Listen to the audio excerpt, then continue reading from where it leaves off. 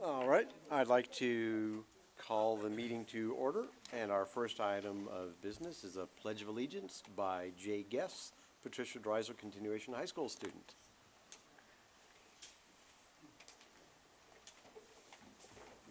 Please rise.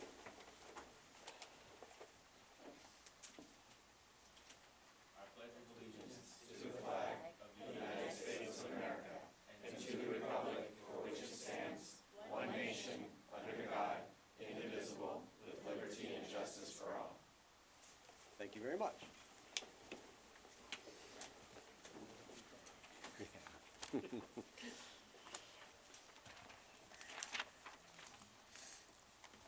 In the closed session, the board received information and direction was given to staff. In addition, the board has met in closed session to discuss an employee discipline matter and has given staff authorization to issue a notice of unprofessional conduct to a certificated employee.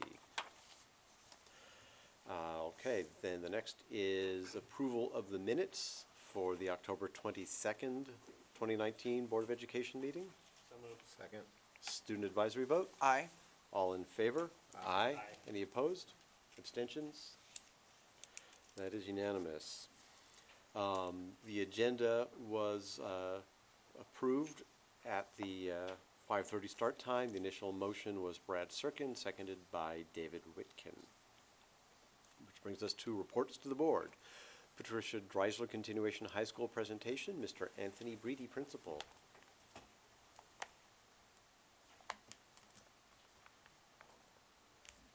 Well, good evening. Thank you, Board President Mr. Waller, school board members, Dr. Keller, and your cabinet for having us tonight. So here with me are a few of the many exceptional students that attend Patricia Dreiser Continuation High School. Also in attendance are the school's influential staff. We have Ms. Colucci here tonight, Ms. Greaser, Ms. Parsons, Ms. Vatican, Mr. Vaughn, and Ms. Clark. So thank you for being here. The focus for tonight's presentation are programs that highlight our positive campus environment, which welcomes and builds school-wide collegiality with ASB as our lead. So without further ado, I would like to welcome back to the podium Jay Guess.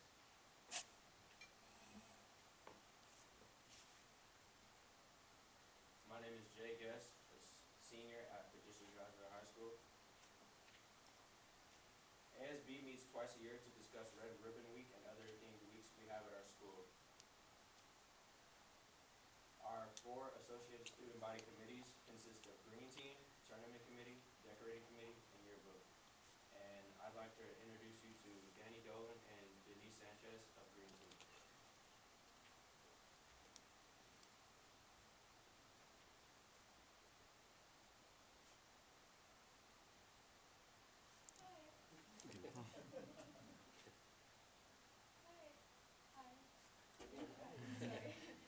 My name is Denise Sanchez, and I'm also a senior at Patricia Dreiser High School. In Green Team, we go around to classes and educate students and staff on how to recycle and compost. For recycling, we collect paper, glass, cardboard, and more. We also collect aluminum cans and plastic bottles, and with the plastic bottles, we will be making a bottle cap art. I am Danny Dolan. I'm a senior at Patricia Dreiser High School. So in Green Team, we have a composting system where we collect the uneaten food, half eaten food in a barrel, and we put it in a spindle thing, and we make composting for our gardens, where we grow vegetables, and we teach the school how to grow vegetables at their house and how we do this, and promote healthy eating for the school. And this is JS for the tournament team.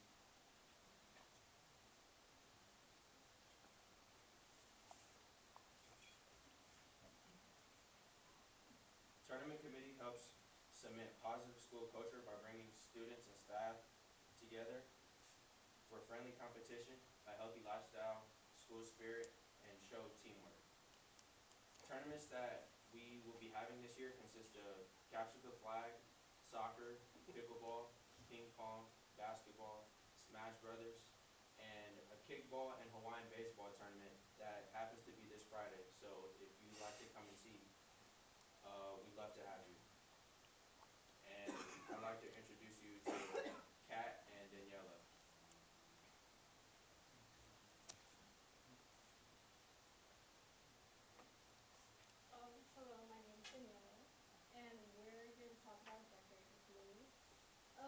decorating committee plans and organizes the like annual decorating contest, but like our goal is to promote like positive school culture by decorating for all like the seasons and holidays. And I'm Kat, and decorating committee also needs to decorate things for Spirit Week and other school events. New this year's decorating committee are fundraisers, including a food drive and a toy drive.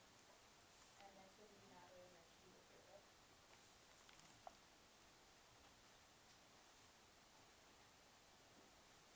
Hi, I'm Natalie. I'm Ruby. And we're part of yearbook for Patricia Drysdale. And basically what we do in yearbook is that we learn and we put all the principles of photography and design up on the yearbook. And we take all the pictures and edit them to comprise the yearbook at the end of the year. And we're also responsible for capturing the essence of what the school is about. It's a nice feeling looking at the finished product and knowing that you helped with it. In yearbook, we learn how to follow thorough instructions, but we also have the ability to make our own creative decisions when we collaborate with our fellow groups. Thank you for your time and thank you for having us here today.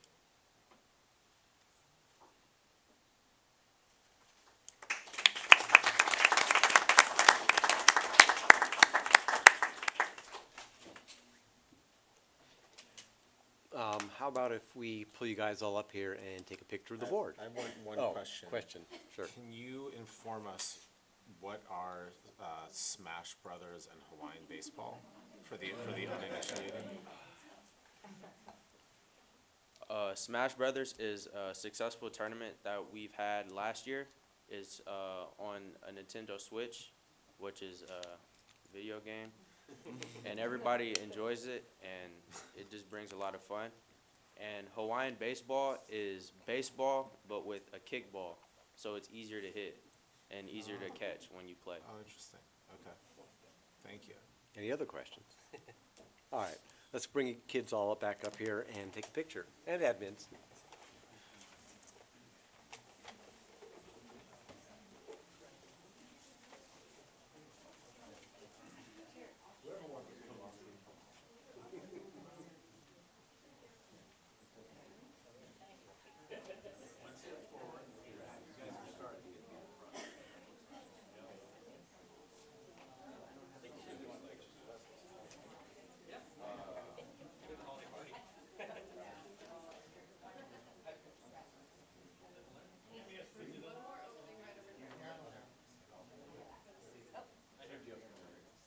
Perfect. Everybody look at me first. 1, 2, 3. 1, 2, 3. And now.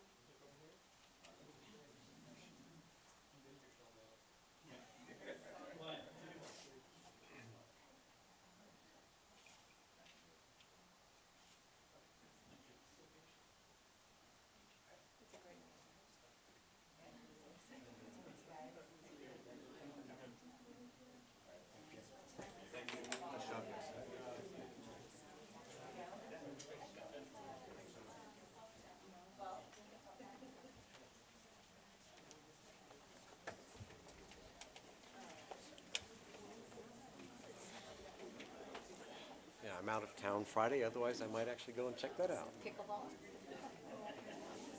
Like Colorado or Sacramento? Ontario. Oh, very excited. Oh, that's right, that's right. Yeah. Very excited. All right, next up, we have, related to Dreisler, recognition for school psychologist Chelsea Gallucci by Jessica Silberling, Executive Director for Special Education. I'm going to stand to the side because I'm really short. So thank you, Mr. President, members of the board, Dr. Keller and Cabinet for having us here tonight. I'm honored to be here to recognize one of our school psychologists, Chelsea Gallucci. But before I get into why we're recognizing her, I want to share a little bit about her work for RBUSD. Chelsea holds a unique role in the Redondo Beach Unified School District. She's not only a school psychologist to alternative education programs, including our continuation high school, our community day school, our transition program, and independent study program, but she also serves as the district mental health psychologist, which entails facilitation and coordination of district-wide mental health services, including case management for our highest risk students placed in residential treatment centers. Chelsea was selected for this role due to her tremendous organization skills, her ability to connect with high-risk youth, and her innate leadership qualities. Her job requires her to not only excel at clinical practice and assessments, but to provide guidance, mentorship, and training to a variety of staff, students, and families. Chelsea can be trusted with the most complex cases, and her ability to connect with parents of our students with significant mental health needs is unmatched. She is able to guide families at the most difficult point, whether that be when a student transitions out of a hospital to a residential treatment center or when families are faced with a significant mental health diagnosis for the very first time. She was the co-leader and creator of the district-wide protocols and procedures for risk and threat assessments, which not only entailed outlining procedures and streamlining documents, but required her to provide professional development to all administrators, counselors, psychologists across the district. Our school sites view her as the voice of reason, the ears of patience, and the guide for direction. She is respected by students and staff alike for caring characteristics and rational approaches to real-life situations. She is a mentor to her peers, a resource to our learning community, and it is for these reasons she is an integral part of the special education team and the heart of our school district as a whole. Chelsea's hard work, her unique skills, and her commitment to her position are what made her a standout amongst many school psychologists across the state of California. And we were just notified at the beginning of this school year that she was selected as the recipient of the 2019 California Association of School Psychologists Nadine M. Lambert Outstanding School Psychologist Award, and we're very proud of her.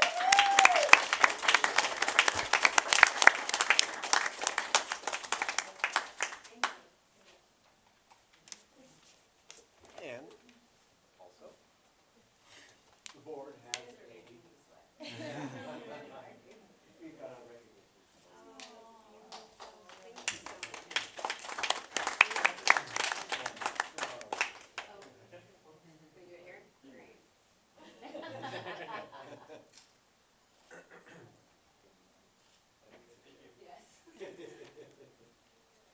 Thank you.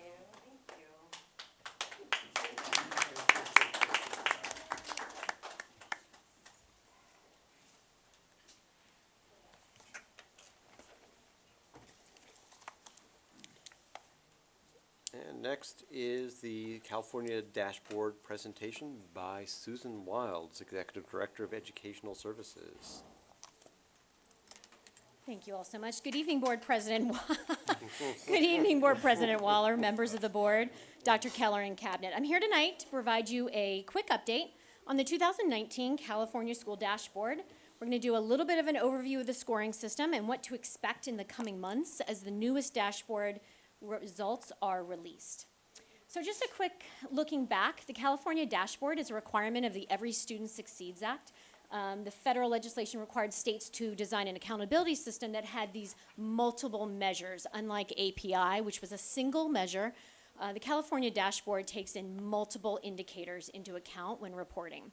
ESSA states that districts or states have to report on academic achievement, on student growth, graduation rates, English language proficiency of language learners, and then any other indicators that the state feels that are important in order to give a clear picture of school quality and student success.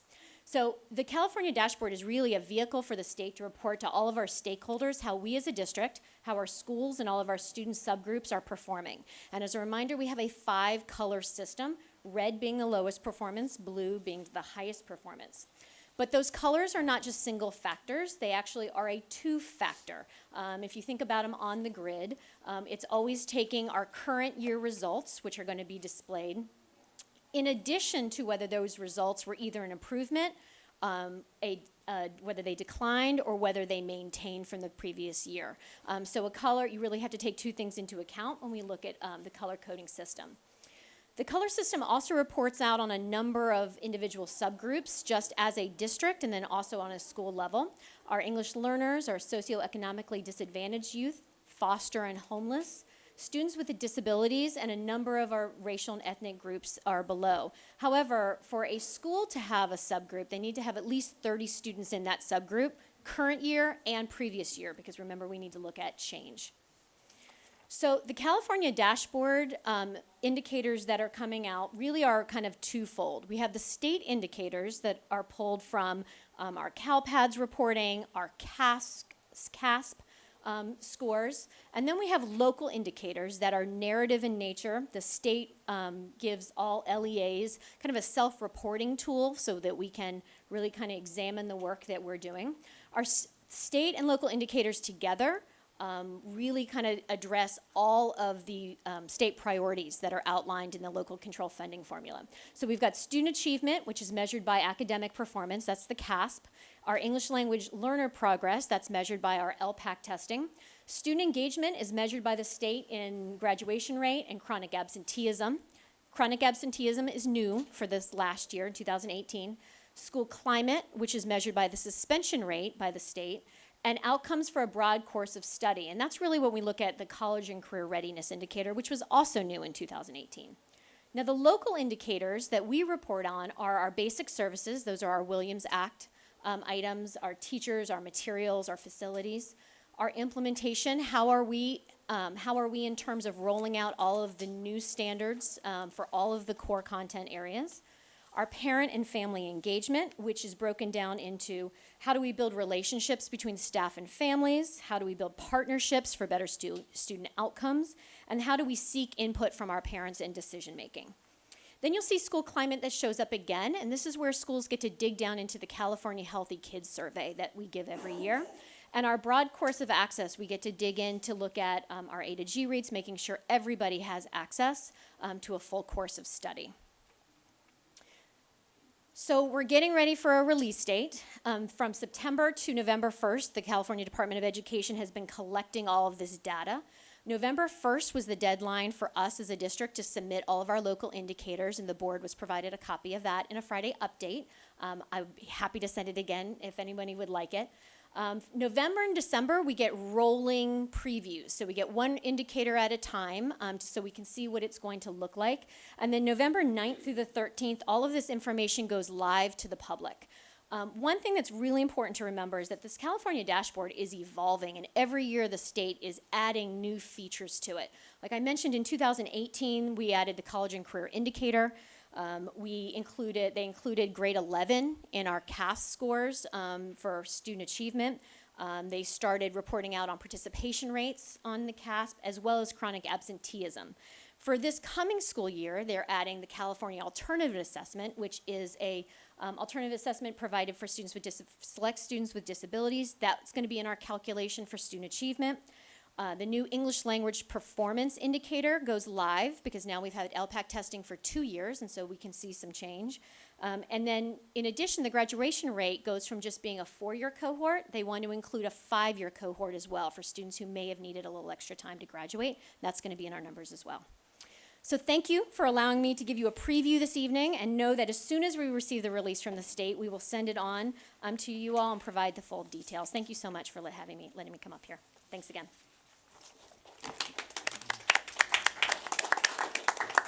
Do we have any questions from board members? I do have one question, I guess. Yes. Since they've got the college and career readiness as a thing, college readiness is easy to quantify. How do you quantify career readiness? So they actually quantify college and career. It's interesting. I just watched a webinar today, and I had just sent it on to Mr. Brand at the high school. They're actually quantifying it 7 different ways that the state can consider you college and career ready. And so one of them is how many students we have participate in the CTE pathway. So if a student's in our CTE pathway, they can be counted as college and career ready. They also look at CASP scores, so if you have a 3 or a 4 in both English and math in the 11th grade, they consider you college ready. College credit, if you take 2 college credit courses during your time at the high school, that's considered college and career ready. Obviously, participates in AP classes and passing of AP tests, A to G.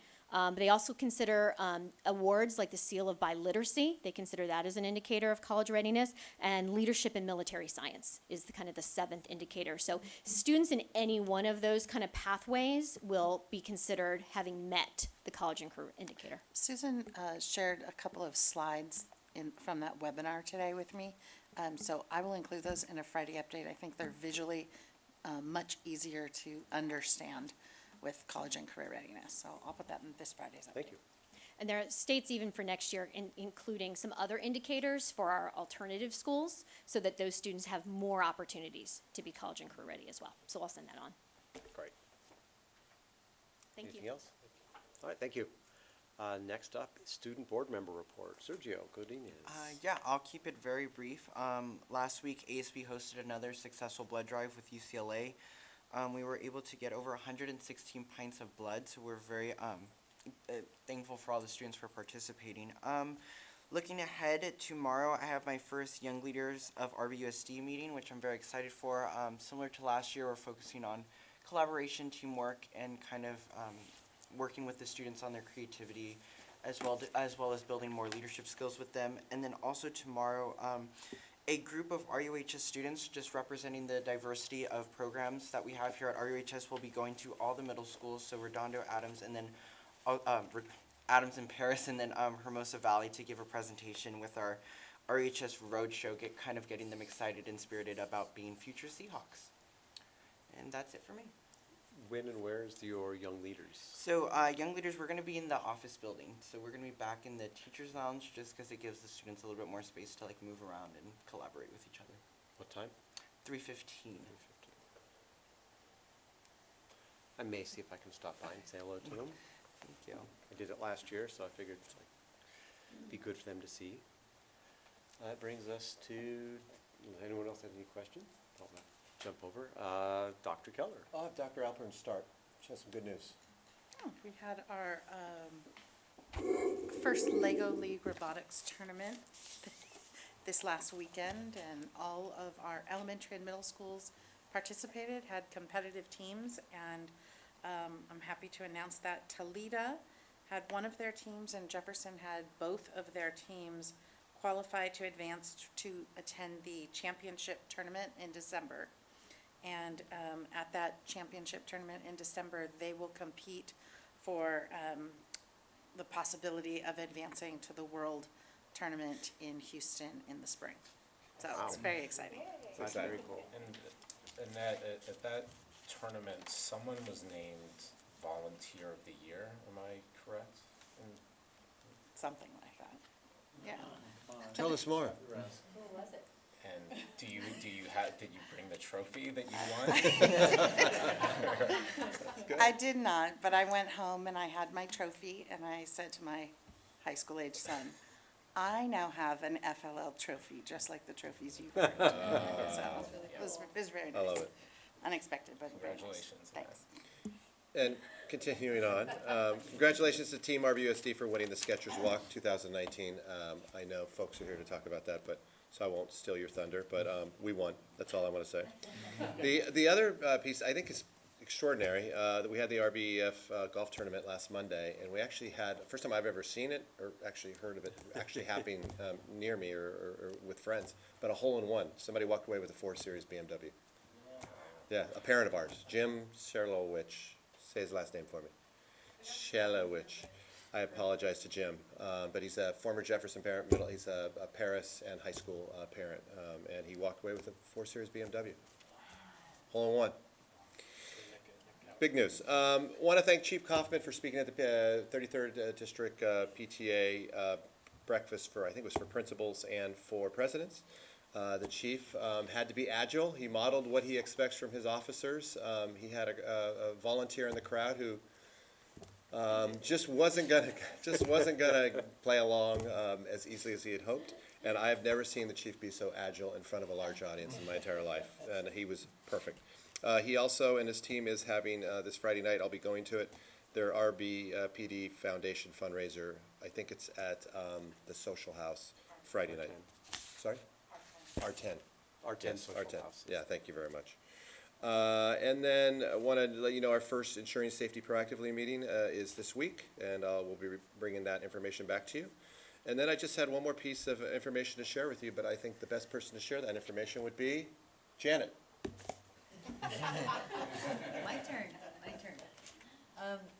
I just want to take the opportunity to thank everyone for that wonderful time I've had at Redondo, almost 20 years.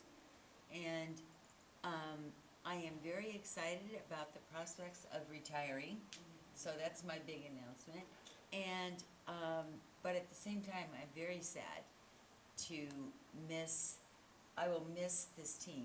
I will especially miss this particular board. It's been the best board that I think the district has seen over the last 20 years, and it's been such a pleasure to serve under their guidance, and of course Dr. Keller's. And now we have Annette and Nikki, and it's just been amazing.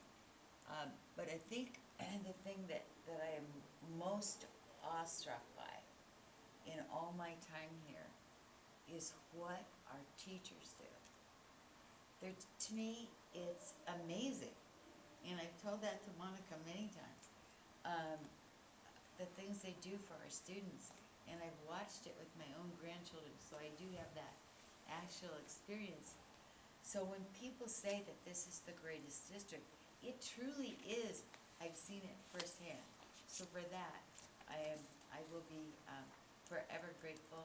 I will probably volunteer or do something to pay the district back for all the things they've done for those kids. So thank you very much. And I do look forward, though, to my freedom and not having, not having a boss. Stephen, you've been absolutely amazing. Thank you, Janet. That's all I have. Well, thank you, Janet, as well. That brings us to the hearing section. Members of the audience may address the board on any topic regardless of whether it is listed on the agenda. However, due to Brown Act regulations, the board cannot engage in public discussion of items not on the agenda. Comments from visitors shall not exceed 3 minutes unless the time limit is waived by a majority of the board. The board shall limit the total time for public input on each item to 20 minutes. First up, advanced written requests. I see none, which brings us to comments and/or questions on agenda items. And then district matters not on the agenda. And that might be, and then now it brings us to, I guess, public hearing. So does any member of the public who is here wish to speak to the board? Now would be the time where you could come up and talk to us.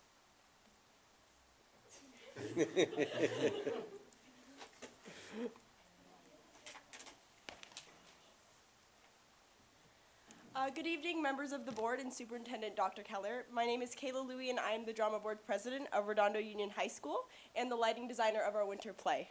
We are here tonight to formally invite you all to Redondo's production of The Crucible by Arthur Miller. Hi, I'm Jason Young. I'm the 2019-2020 Drama Board historian, and I played John Proctor in The Crucible. The story of The Crucible follows John Proctor and his quest to save his wife, Elizabeth Proctor, from death as she has been falsely accused of witchcraft by Abigail Williams, a servant girl that John Proctor previously had an affair with. And the town is in a series of mass hysteria, and it's the fight to find the truth. Hello, my name is Cindy Meyer. I am this year's marketing director, and I play Elizabeth in The Crucible. So we have a great opportunity of working with a dramaturg for this show. And basically what a dramaturg is it's a crew member that researches all the historical info about the show, so everything is historically accurate. And our dramaturg, Grace McGonigal, created short summaries of each of our characters' backstories and is able to answer any of my questions relating to my character or Puritan life in the 17th century. Hello everyone, my name is Brianna Baker and I'm the Vice President and Activities Coordinator of our Drama Board and I'm the Assistant Director of The Crucible. So because The Crucible is a piece of literary work that every single RUHS student reads at one time or another, we really wanted to make sure that we were taking a new spin on it to make sure we were engaging our modern audiences. So we decided to add a Greek chorus of women called the Girls of Salem, and they represent the mass hysteria and the group conformity that is an overlying theme in The Crucible with Arthur Miller. We see it in the Salem witch trials in the 1600s, and then Arthur Miller intended to see it in the 1950s of the Red Scare. And we are making sure that this Greek chorus allows us to do storytelling through movement that allows the audience to relate the story to 2019. Hi, I'm Ava Encinas. I am RUHS's drama board secretary, and I am one of the Salem girls. We are really trying to represent the people of this show and their beliefs during the trials. And so for this experience, it's been so much fun, and being able to tell the story in a way that's never been told before as a Greek chorus. It's really special because we are telling the story, but we also are portraying these real characters that were in these times, like everything that they were feeling and everything that they were acting, why they were acting so hysterically, and what happens in the end. Hi, I'm Sophia Turcott, and I'm this year's thespian clerk and the assistant technical director for The Crucible. So our crews have just been working tirelessly to establish the environment of Salem and execute the creative vision. The show is entirely student designed, and this will be our first main stage production where all the costumes will be student designed. Hi, my name is Owen, and I'm this year's improv manager, and I'm also on lighting crew for The Crucible. Our show opens Thursday, December 5th, and will run through Sunday, December 8th. Shows Thursday through Saturday start at 7 p.m., and we will have a Sunday matinee at 2 o'clock. Hi, I'm Ashley Lopresto. I'm this year's thespian treasurer, and I also play Abigail Williams in The Crucible. Tickets will be pre-sale prices at $8 up until opening night and are available to purchase from anyone who's a cast or crew member or on our campus from Miss Staub at the auditorium or the ASB Finance Office.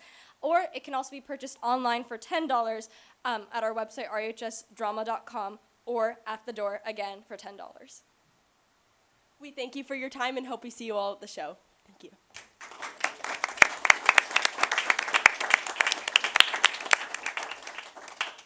And for those of us at CSBA, that means Saturday night or Sunday is the only shows we'll be able to make. Sunday matinee. Sunday matinee or Saturday night.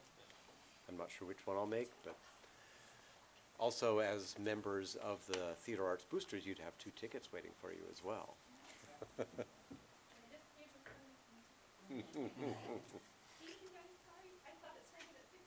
We moved the meetings up a half hour since last year, but the timing really was perfect. They walked in.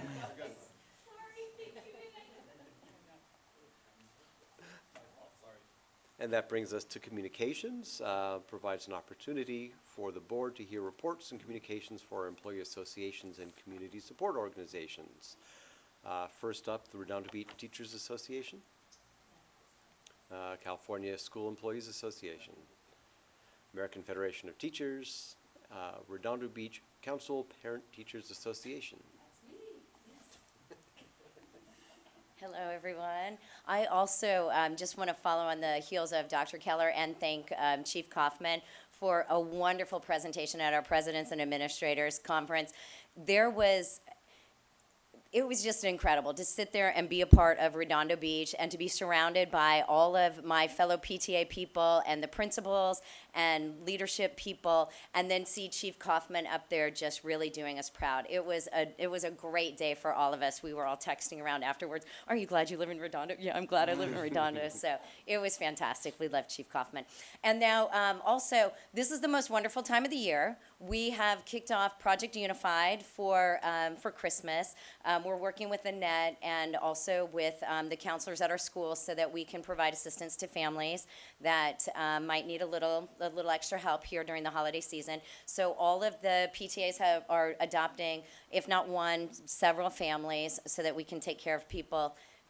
Rumor has it that school board is going to be adopting a family this year. So we thank you very much for doing that. Thank you so much. This way we'll be able to provide for everybody. And then the very last thing I want to invite you to is, it is the most wonderful time of the year, and the council holiday party is coming right up, so please mark your calendars. It's December 12th, which is a Thursday night. It'll be from 5 to 8. It's at the Redondo Beach Hotel, the same place where we had it last year. It's going to be very informal, finger food, cocktails for purchase, some beer and wine. Just come and have some fellowship and enjoy some holiday cheer. I'll try to get a flyer. I think I got a flyer to Ricardo, and so he'll get it out to everybody. And please come and join us. Thanks. Thank you. And finally, Redondo Beach Education Foundation.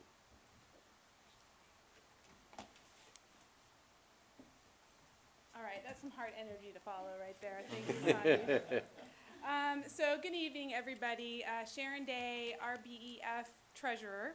I'm here to just give you guys a brief update on what's going on with RBEF.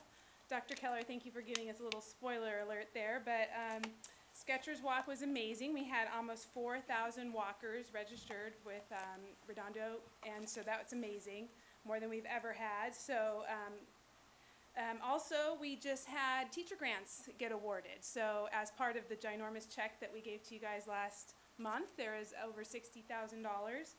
A couple highlights: Washington received a grant for $10,000, and Madison received a grant for $8,700. So some big ones in there this year. Also, the golf tournament was so fun and more successful than ever. You mentioned the hole-in-one. It was amazing. We were all on the walkie-talkies and talking about it. I was actually spotting the $25,000 hole-in-one, and unfortunately nobody got that. But yeah, Jim, whose last name I'm also not going to be able to pronounce, won the BMW. He's actually on school site council with me over at Paris, so he's a parent and very involved in the district, and his wife is Diane is the librarian at Paris as well. So it was so cool to have it be a Redondo family like that. And also the golf team at Redondo came in second with a score of 58 at the tournament, so we were really proud of them. Save the date, April 24th is our annual spring gala. We're back to a Friday this year at the Portofino again. And also this year, Giving Tuesday is on December 3rd. It's actually in December this year, so we'll be rolling out or continuing to promote our Text to Give campaign that we rolled out during our investor drive this year. So that's pretty much it. Thank you very much, everybody. Have a great evening.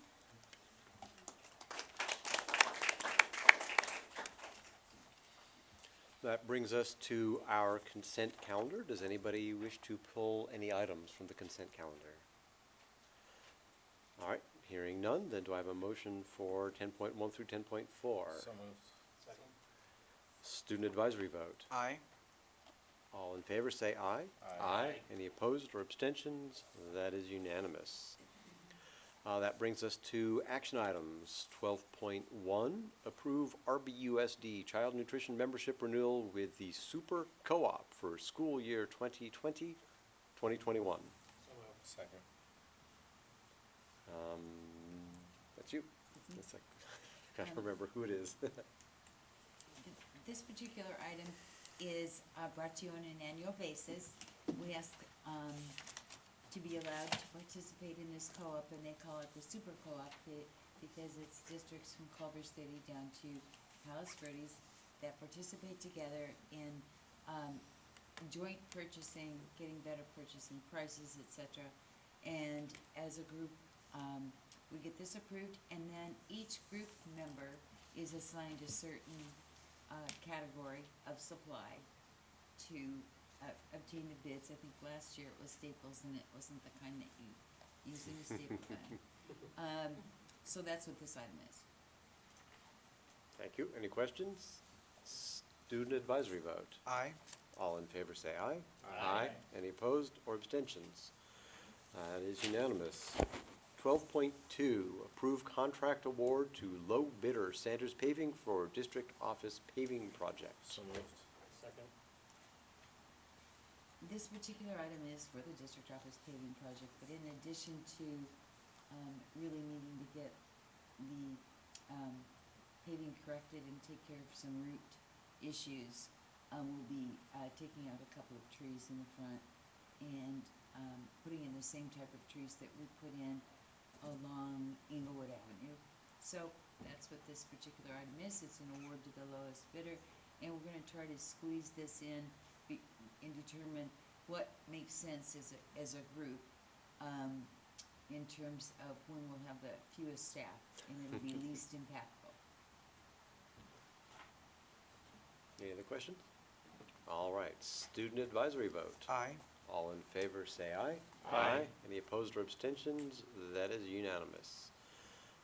12.3, approve the new job description and salary for the Deputy Superintendent Administrative Services. So moved. Second. That's me. Having heard that Ms. Janet Rodella is retiring, we are recommending the revised job description and salary schedule be approved for her replacement. Student advisory vote. Aye. All in favor, say aye. Aye. Any opposed or abstentions? That one is unanimous.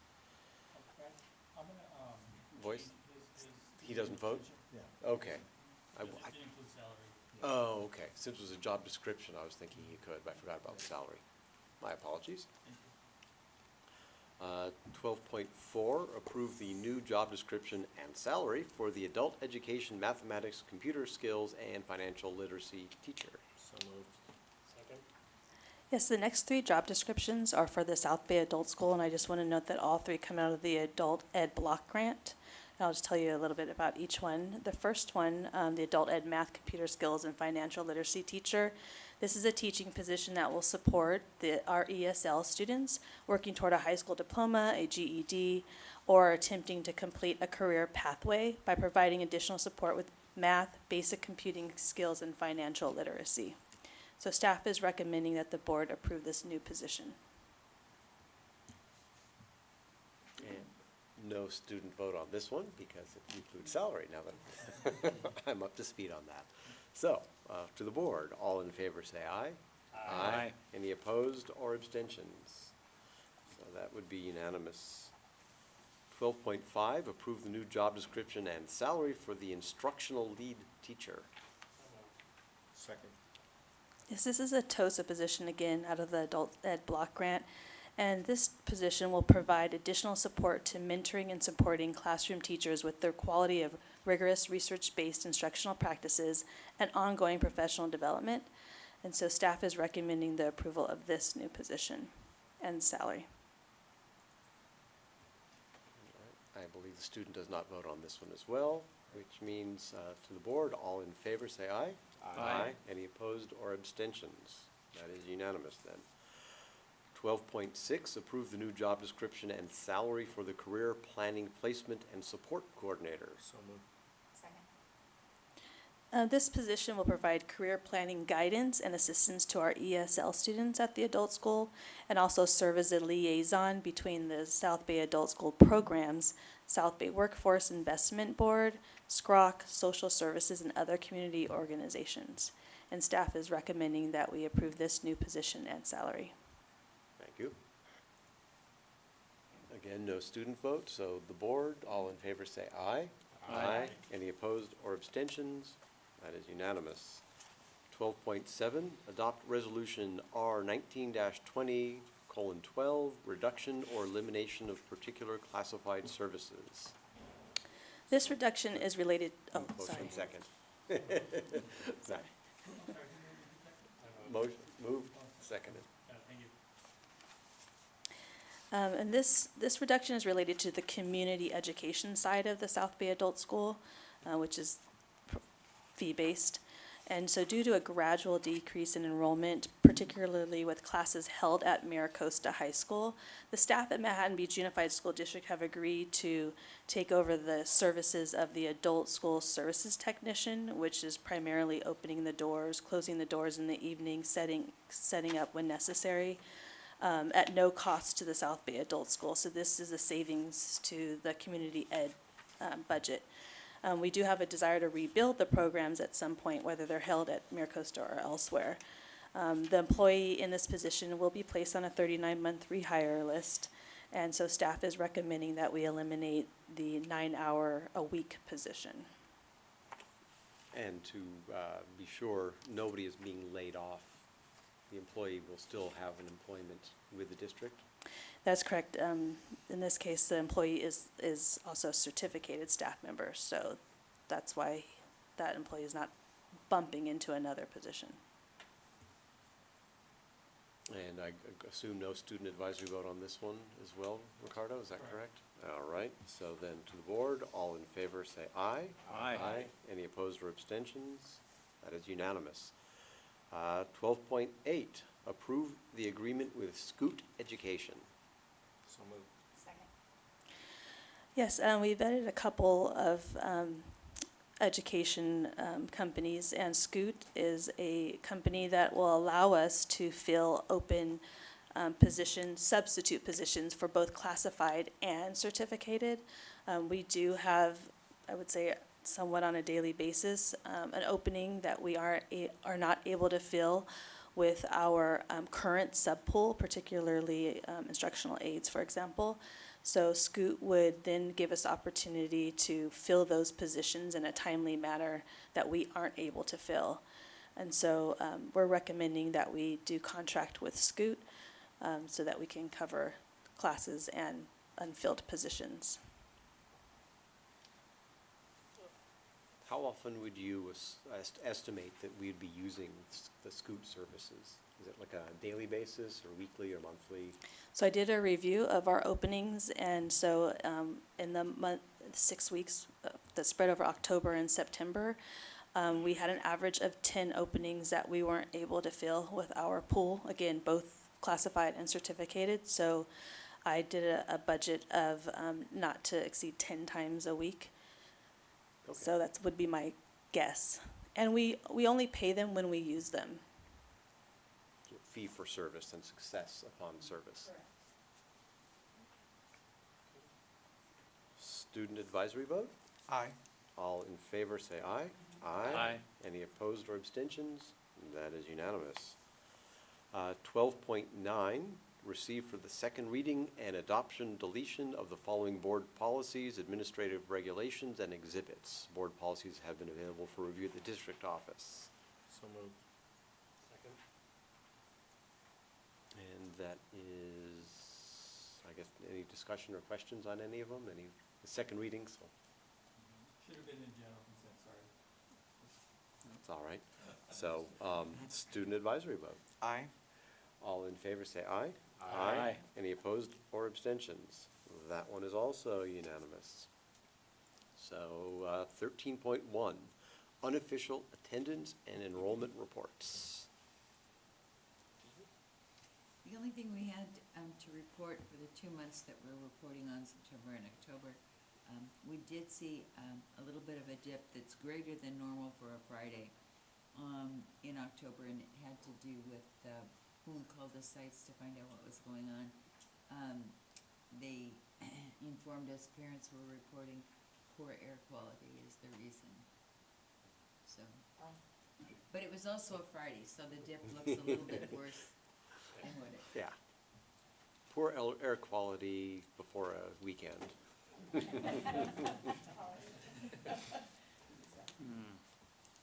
Okay, thank you. Discussion items, 14.1, first reading, board policy BP 1312.3, the uniform complaint procedures. That's me. And that's you. Yes. I'll just speak to both 14.1 and 14.2. They're discussion items for the board. And there has been some changes to direction from CDE for school districts that came out earlier this year. Normally, that would have been incorporated in CSBA recommended language for us for updates, which you would probably see in January or February with the next batch of policy recommendations. The timing was such that we had our FPM review, and so they made a recommendation to us that we get it approved through a second reading by December, so that would clear our 45-day timeline with CDE. So we're putting these to you a little earlier out of, our normal batch. for that purpose. So this is for your first reading, and these are the recommendations by the CDE review team. And then we'll be bringing them forward to you Next again in meeting. December for approval. And that covered both 14.1 and 14.2. So for the yes. record, we just discussed 14.1 and 14.2. Any board members have questions for Dr. Alpern on this? Okay, so I will declare 1 and 2 both done. This brings us to correspondence. I have no correspondence. Does anyone here have any correspondence to report? Board member reports. Mr. Whitkin. Mr. Christensen. Nothing to report tonight?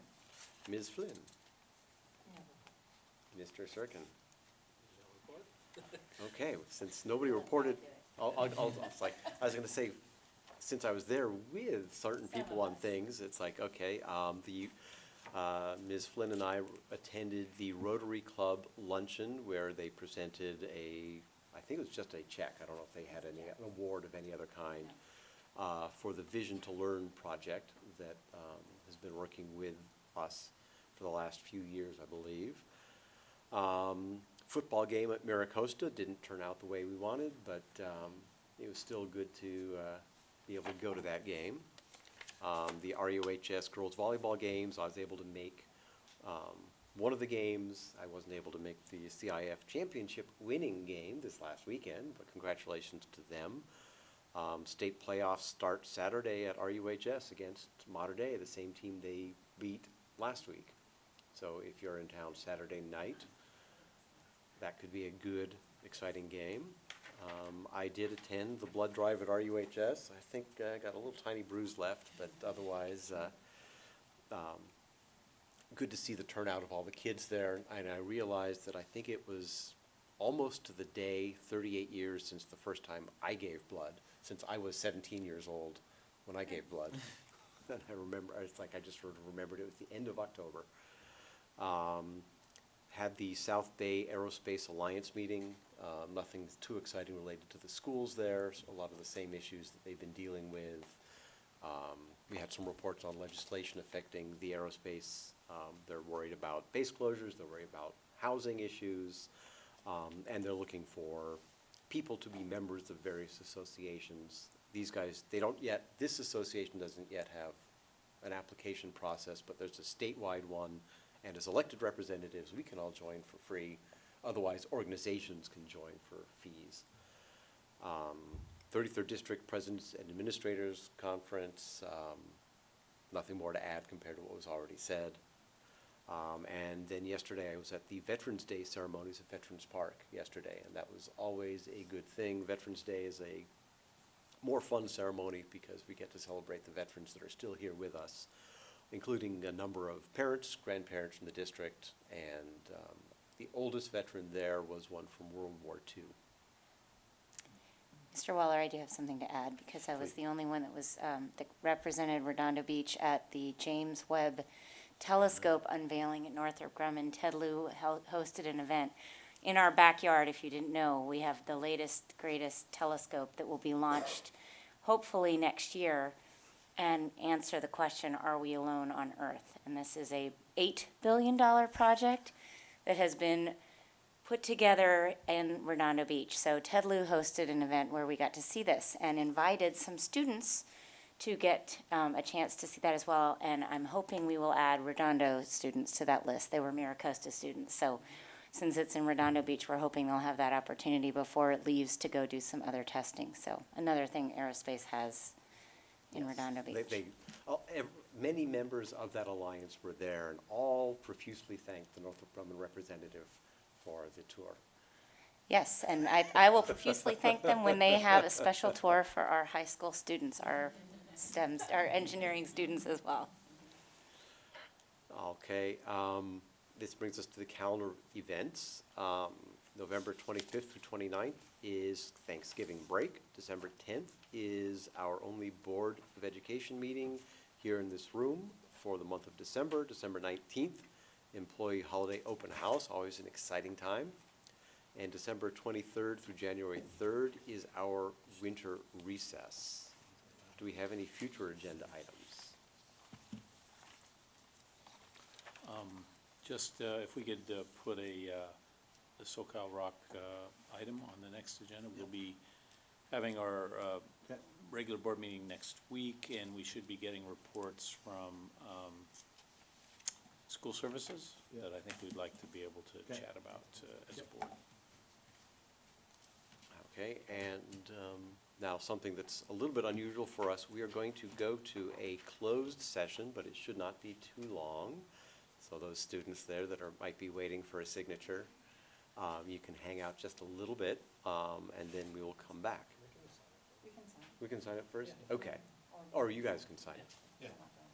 Okay, so those that aren't going into closed session can sign for the students, who will be lucky because I'm not going to make them state their names and tell us why they're here. So we will now adjourn to closed session and come back. Can you read the script while we're adjourning Okay. the session, please? Oh, sorry. Forgot about that. Personnel, Public Employee Appointment, Certificated Deputy Superintendent of Administrative Services per Government Code, paragraph 54957. Now we're going to closed session.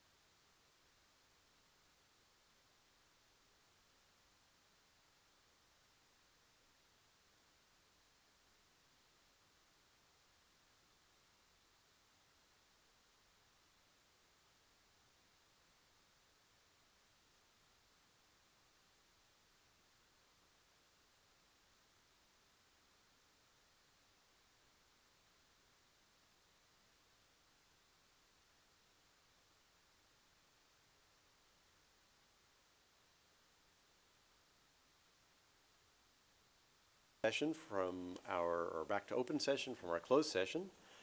The closed session report, I would like to say that in closed session, the Board of Education unanimously approved or appointed Dr. Annette Alpern as the Deputy Superintendent of Administrative Services effective January 1, 2020. Dr. Alpern will gradually transition into her new role upstairs as Ms. Janet Riddella transitions to retirement in March of 2020. We wish to congratulate Ms. Riddella and Dr. Alpern. RBUSD is indeed a better school district thanks to their relentless leadership and care for the well-being of our students, staff, parents, and community. The search for a new Assistant Superintendent of Educational Services will begin in the next several weeks.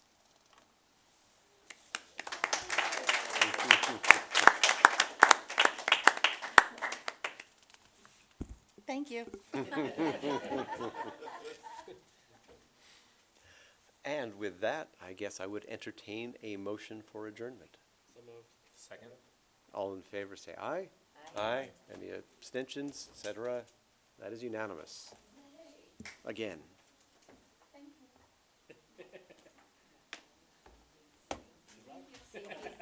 Yeah.